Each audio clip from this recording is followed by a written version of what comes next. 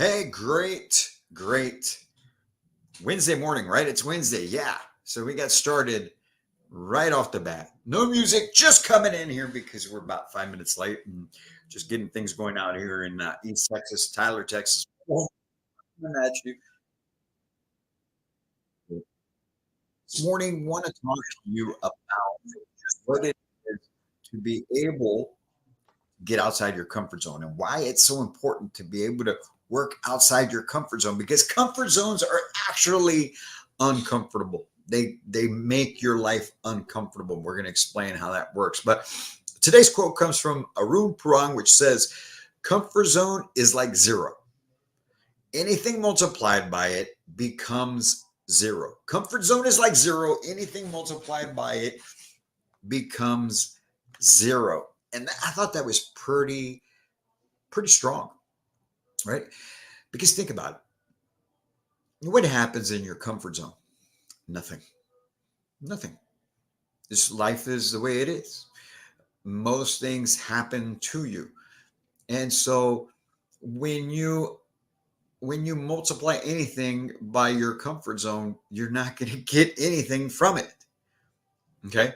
Whereas opposed if you're outside of your comfort zone, taking action, doing the things that make you uncomfortable, and you pour into that, the returns you get are they multiply. The returns that you get are compounding as you go along. But we want to talk about that. And why is that important to us as professional housing consultants? How can we best work outside of our comfort zone, right? And it comes down to first understanding, well, why am I even in this comfort zone? And it's a psychological state. It's where we live, where you feel safe, where things seem easy, right? Because it's familiar to you. And so it's less stress, there's less risk, which you would consider to be something good.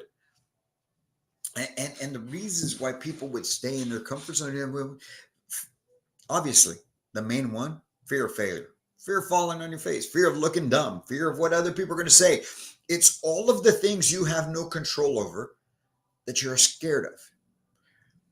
So that really goes to show that most people who try to stay in their comfort zone are people that try to control every aspect of their life, but they're really not controlling anything. Because the things that we're afraid of, if you're a type of person who likes to stay in your comfort zone, it's usually because you don't want to be judged. You're going to be judged anyway. You can't control that. You don't want to be talked about. People are going to talk about you. It just happens. You don't want to look dumb. You're going to look dumb from time to time, if not all the time. I know I look dumb all the time, right?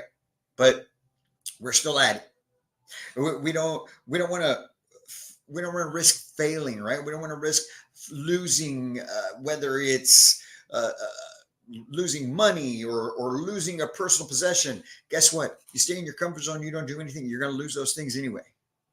And besides, even if you didn't, those things only have certain lifespans, just like us, right? And the sad part about it is we're willing to waste our life away knowing that it's going to come to an end at some point in time without getting outside of our comfort zone. So that fear of failure, again, is fear of the things you have no control over. Because if you focused on what you had control over, it'd be completely different for you. So it's that fear of the unknown, complacency, the lack of confidence that can lead to a person staying within their comfort zone. But of course, if you stay in your comfort zone now, you stay where you're at, stagnation, if not going backwards, right? You miss opportunities. You achieve less in life. There's with that complacency, there's less competitiveness. So you're not trying to move your head. You're not trying to get a little better. You're not trying to do more. And so that's what leads to struggle.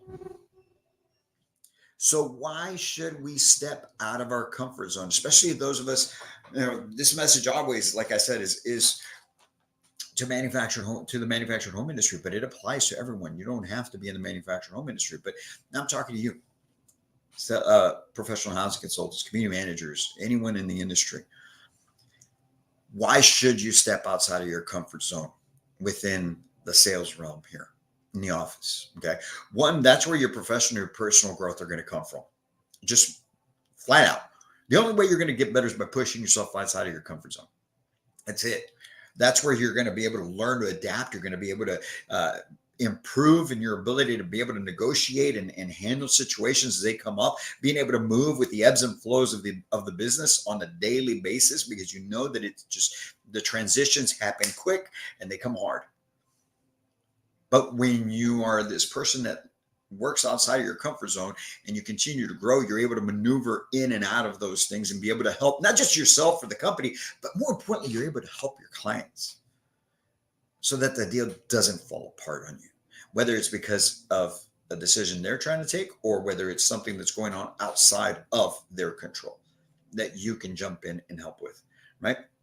And obviously, you're going to have an increased confidence. You're going to be more creative when you're outside of your comfort zone, man. Your creative juices, your mind is going. You're able to just continue to adapt and learn and build and grow.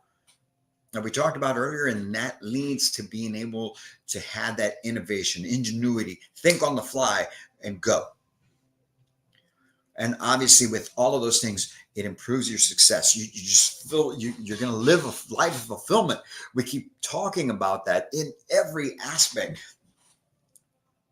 above and beyond everything.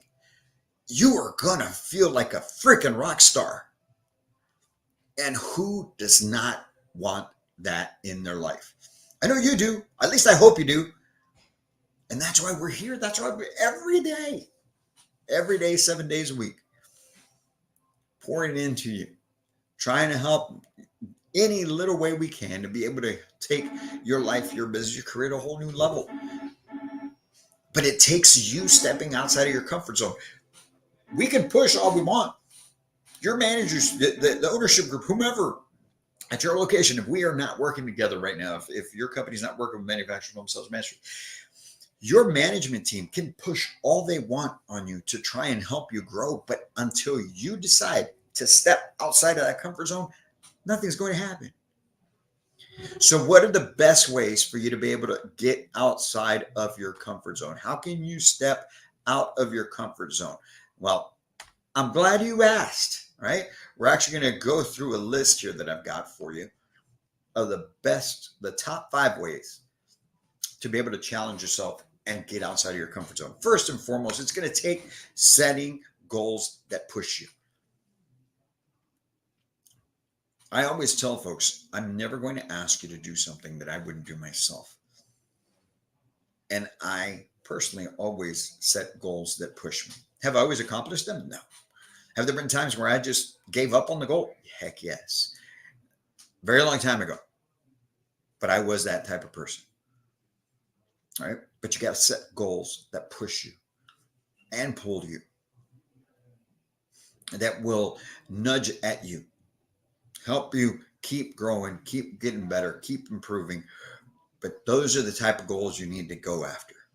Yesterday I was with the group here and we were talking a little bit about that and their goals for this year and how I told them that they were all pretty safe goals and that we need to revise those for the second half of the year so that they can grow, get outside of their comfort zone, continue to improve, not just within the office, but outside in their life. So set goals that push you. Embrace failure as a learning opportunity. Don't be afraid to fail. Now, that doesn't mean to go half speed. That doesn't mean to just kind of try to do something and knowing that you're going to fail and, oh, well, I'm going to learn from it. No, that means go all out 100%. Do it. If it doesn't turn out to be the right outcome, learn from it. Understand that it's not something that's going to set you back. You're not going to let it set you back, whether it's mentally or physically, emotionally. You're going to learn from it. It happened. It sucked. Oh my God, the pain from it, the stress from it, the anxiety from it. I don't want to feel that anymore. But I'm not going to avoid those things by not doing anymore. I'm going to avoid those things by learning from those so that I can avoid those pitfalls the next time around, because I'm going to keep going, right? It's something that I've had to deal with and do a whole bunch of times, over these last 16 months in building manufactured home sales mastery. And before I get into this next one, I want to touch on the other one. Sometimes you don't want to make that call. Sometimes you don't. Well, I text them. Mate, stop. Pick up the phone. Don't be afraid of calling and speaking to people and letting them know what needs to happen. Too many sales consultants out there want to treat people with kid gloves, and I don't want to just push them too much. They need to be led. Your clients need to be led. They need to, then the right expectations need to be set. They need to understand what the next definitive step is and when they need to get it done by and how they need to get it done. You are their consultant. You're not their friend. You're not their salesperson. You're not their, I don't know, just doormat. The title is Professional Housing Consultant. And as a consultant, I'm expected to let my clients know this is what needs to happen. You need to do this and this and this, and this is how you're going to get them. And they need to be done by this time. I need the feedback. I need to get everything back so we can move forward. You need to do that. Now, a lot of times we're concerned with making those calls. We're concerned that, oh, well, what if they just tell me no? You know what? I get told no all the time. I don't like it. Even now to today. And we're only we're 16 months in. We could be 16 years in and we're going to be getting no's. But doesn't mean we're going to stop. Doesn't mean we're not going to make those calls. I don't like it when I send in proposals and then I get ghosted. It happens. It's going to happen to you. That's part of what we do. You have to accept it as fact. All you do is you keep being persistent. Until you're told to go away, just keep being persistent. Your customers will appreciate that. Okay. So the next thing to do is seek feedback and mentorship. Don't be afraid of people telling you, hey, this didn't go. I just had somebody reach out to me on LinkedIn a couple of weeks ago and say, hey, can you not tag me on posts? Okay, you got it. Right. I'm not going to dwell on it, but I'm going to respect the request and I move on. And I think, well, maybe I shouldn't do that. Right. And so we make adjustments and we go forward. But don't be afraid of the feedback. That's the only way you're going to grow.